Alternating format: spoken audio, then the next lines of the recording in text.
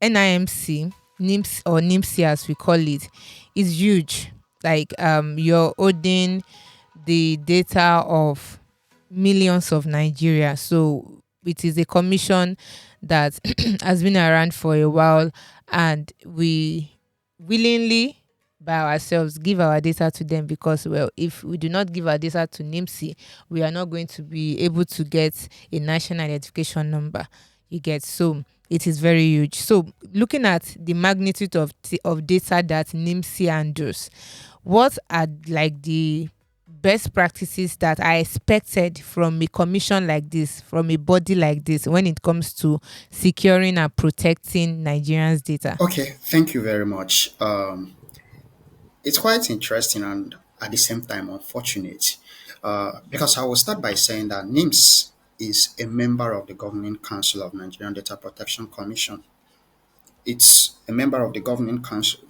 And if that is the case, it is expected that they should know better because we're talking about national database.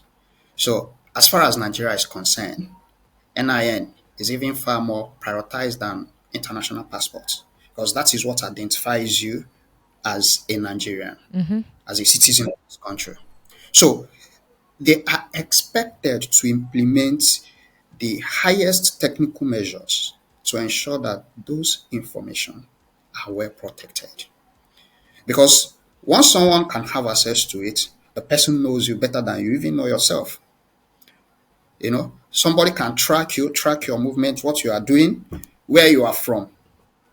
And you can even be discriminated based on that. But I don't even want to go and begin to mention the implications of having access to such high important information. Yes, but they are expected to implement the highest technical and organizational measure to ensure that those information are well protected. And this includes having the best security architecture. Their security architecture should be top notch. They should have the best cybersecurity experts in this country working with them because they are transacting on a very sensitive information. Let me just put it that way. So, but it seems that is not the case, and that is why there has been several allegations day in day out. Every Eke market, somebody is coming to allege that personal information, the what's it called, the NIMS database has been hacked, or that certain entities are having access to the information we have there. And I would go further to say that it is important for us to know that because of the special position they occupy, these entities, or let me even say so many entities, will be interested in having access to the database they have. Because with that, as a commercial entity, you can be able to ascertain the behaviors of your customers towards the product you want to market. So that information is very important and it can actually be sold at an exorbitant price. So what I'm saying, or the point I'm trying to make, is that you cannot rule out the role of an insider threat to what is happening. Yes. Thank you. So the possibility, there are different possibilities that could have um, come up here. According to Paradigm Initiative, they can't specific or categorically say these websites are illegal except NIMC say it. So it's possible. One of the possibilities is that maybe NIMC sold the data to them. Possibility. Nobody should confirm. Possibility, of Yes, course. and then it's possible that there was a breach, and the one you mentioned, that there is an insider at work in Threat. this case. Yeah. Yes, Yeah. but if you remember, if you will recall, I think 2019 or 2020, that the time where NIMSIN launched their ID app, and if we remember, then there were a lot of weird things that were happening. One of it was people putting their NIN on the NIMSI app and it's bringing out another person's identity. So people were having the virtual or virtual cards, NIN card of people that are not themselves. If you remember very well, then I wrote a few stories on it, about how to use that app to get your NIN, because then it was a lot of struggle.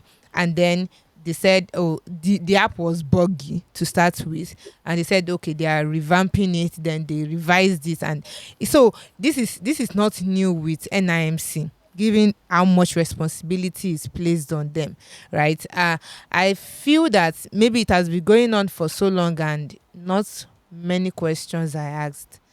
Maybe that is why things like this keep recurring. And given that, how many days later, 7 days after, there is still no statement from NIMC about this possible breach. So before we go to, I think Bolu has a question to ask, but before we go there, you mentioned that NIMSI should have like the most secured cyber security protection it can get. But how do you think NIMSI has fared over the years, being the Yeah, protector of Nigerians' data, or is it especially is it protector, yeah, or what do they call them? yeah, custodian. Custodian of Nigerian data. Do you think they fared much over the years? Yeah, We're looking at reputation here. and I want to add that considering everything we've seen, like how have they fared, considering everything that has happened, I think the one you mentioned from 2020 and the one Mm-hmm. happening now, how would you rate them? Right, obviously you don't know what's going on there, but these things have happened. It Mm-hmm. tells us about the level of security that they have. So, um, how will you rate how well they've been the custodians of our data? Mm-hmm. Okay, I would say they have done woefully bad. They, I I, ex- I I they expected have that you would failed, say that, but I didn't. I didn't know you're going to be they point have blank. failed, they have failed woefully, because it goes to point or to show that they do not even understand the position they are occupying. Because if they do, and it goes to also point out the sort of culture we have in this country. People feel so unserious about what they are Mm, doing because they feel nobody will hold them accountable. Just as what is happening now in a civilized nation in EU, hells would have started rolling by now. I can tell you for sure. Mm-hmm. Hells would have started rolling by now. But it's more like a week after that allegation was made, and I heard the Paradigm Initiative very well. They said they bought the Minister of Communication and Digital Economies NIN slip, and that of the Nigerian Data Protection Commission. That is the commissioner's NIN slip. Can you And imagine? up till now, and up till Nobody's now, talking. no official statement has been released from the NIMS acknowledging that there was a data breach. They released a statement debunking it, but none was released to acknowledge it. And when you look at the provision of Nigerian Data Protection Commission, it says when you suffer a data breach, the breach that will lead to a high risk, mm, you are expected to report to the Nigerian Data Protection Commission yeah. and also notify the data subjects.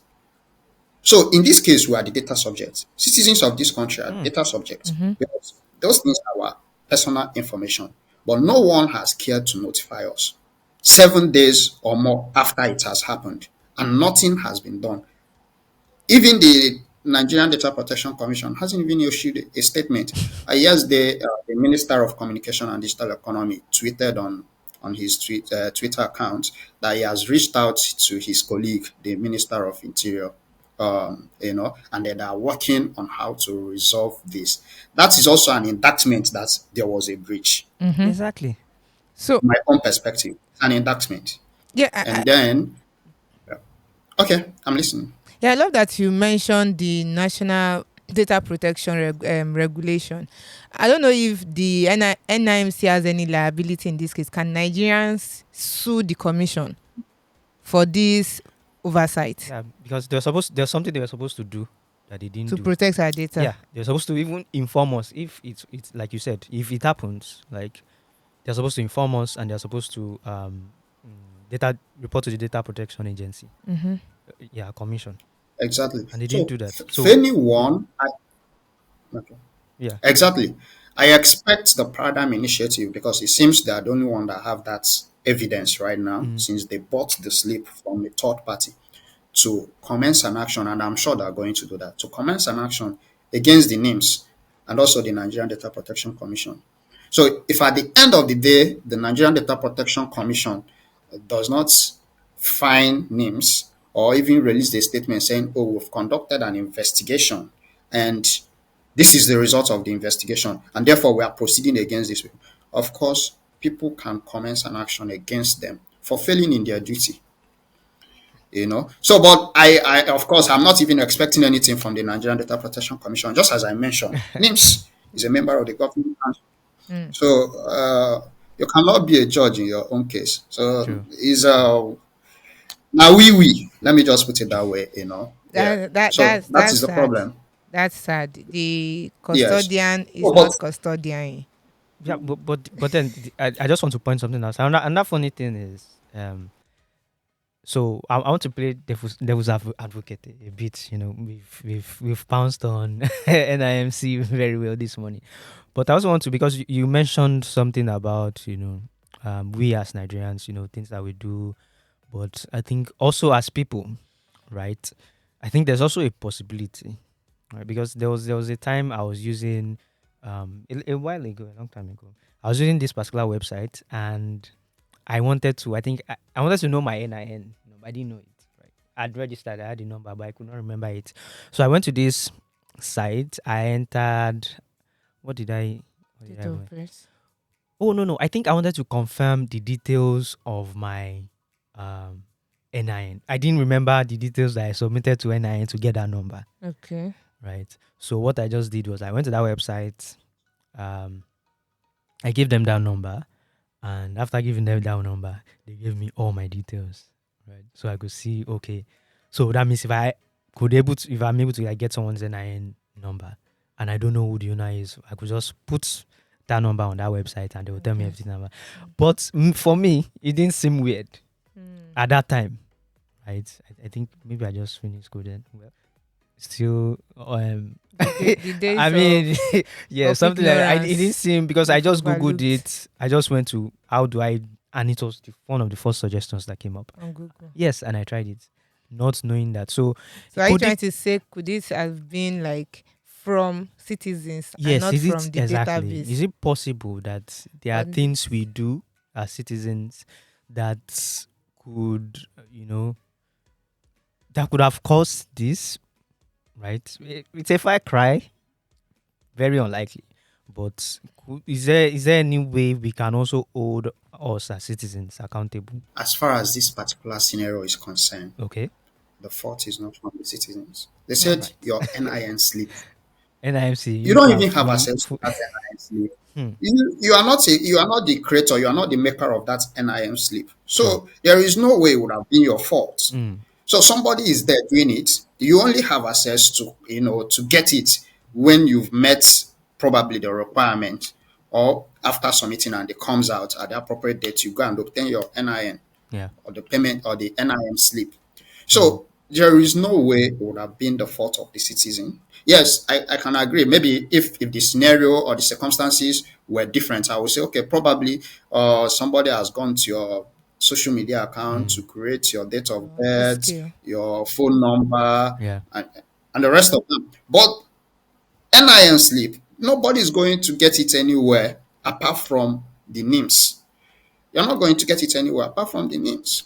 So that data was sold. It That's was that's sold. scary. And the scariest. Yes, was Yeah. Oh, sorry. Okay. Yeah, I was going to say the scariest part is knowing that, like, thinking about it, I don't really think there's really any way we can protect ourselves from this, because, like you said, it's NIMC that is holding it. They are the custodians of it. If the custodians cannot keep it, there's really nothing I can do as a citizen. So, Or and is there? I don't. Well, is there Samuel? anyways, just as I pointed out, the normal thing would have been for them to release a statement telling us that okay, so their database was attacked or hacked, or that they have suffered data breach, and these are the information that were accessed, right? Maybe your name, blah blah blah, and that citizens are expected to be proactive, to be Mm. aware, so that you are not caught, on the web, maybe through all this social engineering. I mean, you have to be conscious of Yeah. phishing, because these are the likely things that will come out from it. So, True. you need to be proactive and then be aware that, okay, this thing has happened and there is a possibility of your information or your email being phished. All right. So, but right now, we don't even know. We cannot categorically say that there was a breach, because we don't have official statement to that effect. Everything is based on allegation. Okay. So, and citizens haven't been informed, so we don't even know the measures we will take to protect ourselves, which Mm. makes this situation very, very bad. Yes, it's bad. So, Very stuff.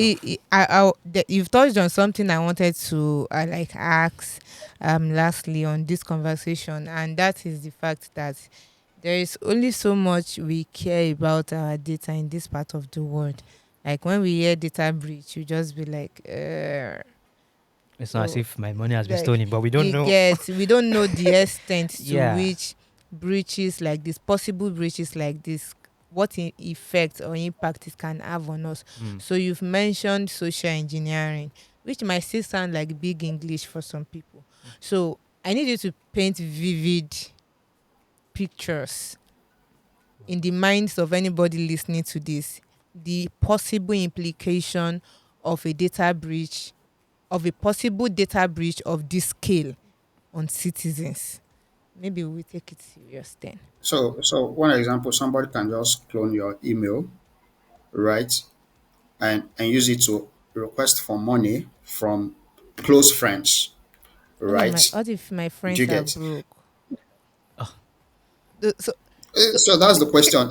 You would what if they are see, for not? what instance, if they are not? you, Oh, my you, friends are not you would broke. have seen instances You would Mm. have seen instances where someone's or a close associate's WhatsApp account was hacked, right? And somebody was using it to, ask, okay, I'm broke right now, or please could you Mm, send me 2K? I will send it back to you in the evening, or something like that. mm, I've also had an experience as an NYC associate, where somebody cloned my principal's email Wow.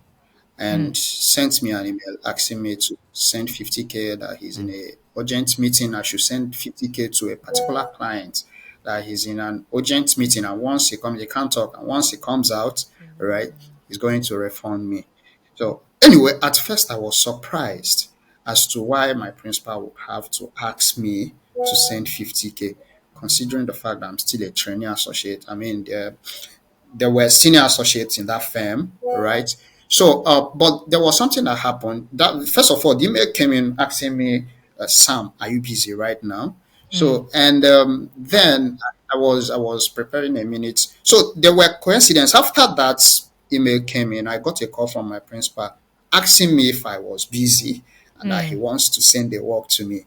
Do you get? So because of the coincidence, I couldn't even decipher that somebody was actually my phishing my email, or someone has phished my email and trying to make use it to commit a fraud. So at the end of the day, of course, I succeeded in transferring that money to the Oh boy. person, and minutes after that, the principal started.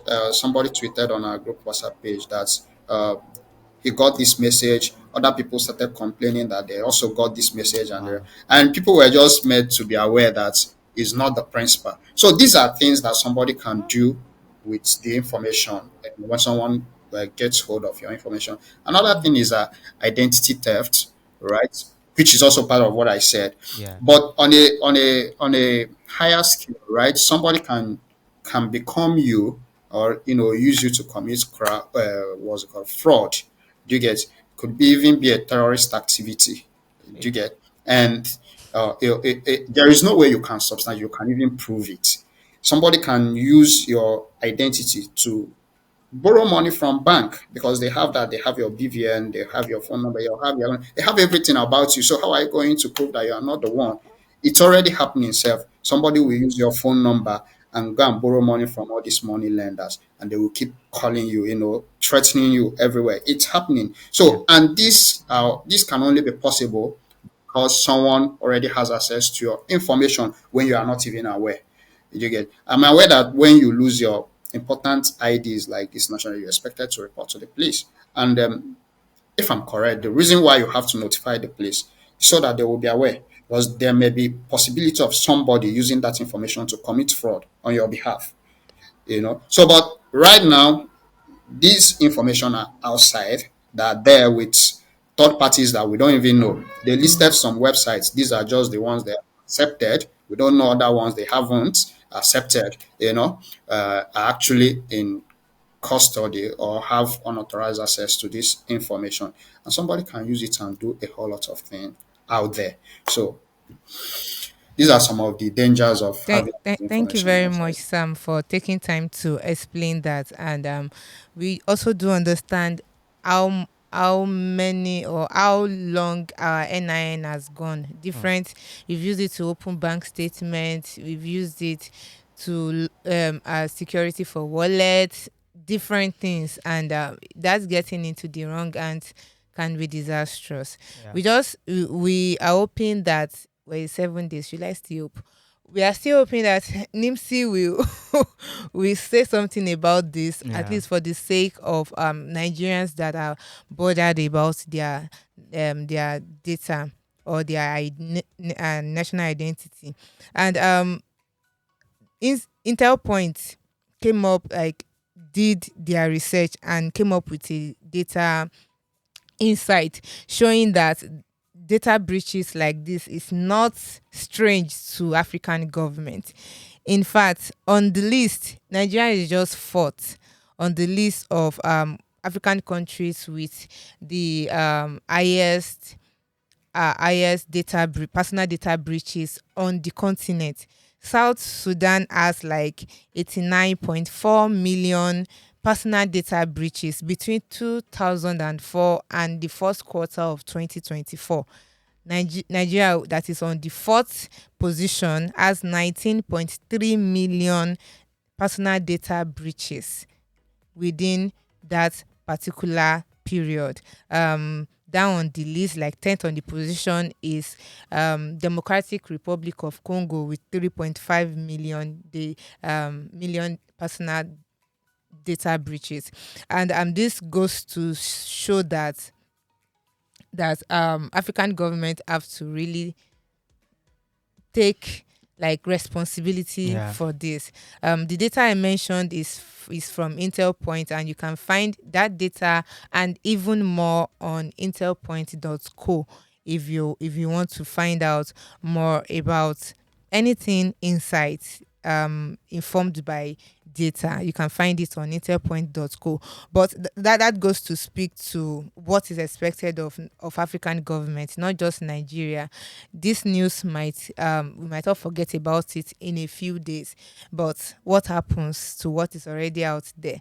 What happens with these people that does not even care enough to put a lot of value on the information? Like, Mm. maybe if you were selling my data for 1 million naira, maybe I would feel good a bit. Okay. But you're selling my data. I'm just saying, like, it seems like maybe is a way to what's the word, like you're trying to shame NIMC. That see Yeah, I mean, it is speaks is to how is easy it was to get. exactly like how easy it was to get. If you had to bid for it on dark web, millions of dollars, you will not be well, I think I'm making too much fuss about it, but this is painful for me as a citizen, and I'm hoping that NIMC would do better. Thank you very much, Samuel, for joining us today on this conversation. You've provided a lot of insight, and I'm sure our audience and listeners have become more enlightened on their personal data,